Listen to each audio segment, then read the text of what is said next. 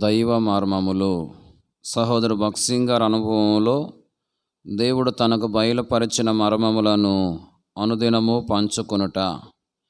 April 9. ఈరోజు వాక్య భాగము, తన కుమారులు తమ్మును తాము శాపగ్రస్తులుగా చేసుకొనుచున్నారని తాను ఎరిగియు వారిని అడ్డగించలేదు. సమూయేలు మొదటి గ్రంథము 3వ అధ్యాయము 13వ వచనం. ఏలి తన కుమారుల దుష్టత్వం ఎరిగియు వారిని అడ్డగించలేదు. అందుకే దేవుడు అతన్ని అంత కఠినముగా శిక్షించెను. సమూయేలు మొదటి గ్రంథము 3వ అధ్యాయము 13వ వచనములో ఇంకను చూడుడి, తన కుమారులు తమను తాము శాపగ్రస్తులుగా చేసుకొనుచున్నారని తాను ఎరిగియు వారిని అడ్డగించలేదు. గనుక అతని ఇంటికి నిత్యమైన శిక్ష విధింతునని నేను అతనికి తెలియజేయుచున్నాను. ఏదియు అతనికి మరుగై ఉండలేదు, సమస్తము అతడు ఎరుగును. ప్రధాన యాజకునిగా దేవుని ఇంటిలో అవినీతి జరుగుచున్నప్పుడు తన కుమారులను బహు కఠినముగా గద్దించి ఉండవలసిన బాధ్యత తనది. అయితే వారిని భయపెట్టలేదు, గద్దించలేదు. అందుచేతనే ప్రభావము దేవుని ఇంటి నుండి, ఇశ్రాయేలీయుల నుండి వెడలిపోయినది.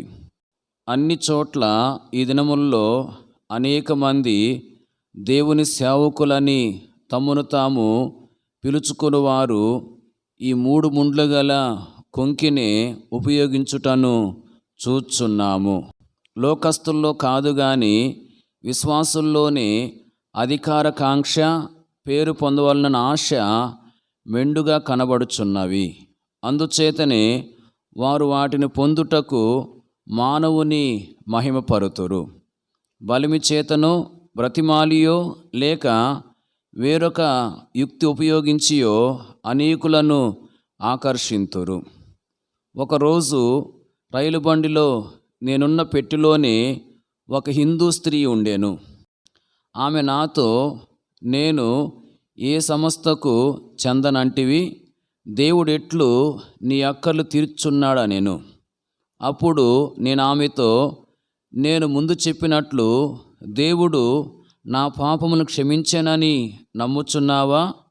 నా పాపములు క్షమింపబడవలనని అన్ని విధముల ప్రయత్నించి తిని, అయితే ఎవరు అట్లు చేయలేకపోయిరి. అయితే ఒకనాడు స్పష్టముగా, నా కుమారుడా, నీ పాపములు క్షమింపబడి ఉన్నవన్న మాటలు వింటిని. యేసుక్రీస్తు ప్రభువు నా పాపములు క్షమించి 50 సంవత్సరములు పైగా అయినది. లోకములోని ధనమంతయు అసంఖ్యాకములైన నా పాపములను తీసివేయలేదు.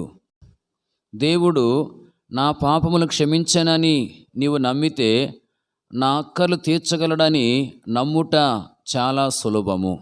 ఇదే నా అనుభవం అని సాక్ష్యమిచ్చి తిని. డబ్బు కొరకు మనం ఇతరులను అడగనవసరం లేదు. అట్లడిగినచో విశ్వాసములో కొరత ఉన్నట్లే.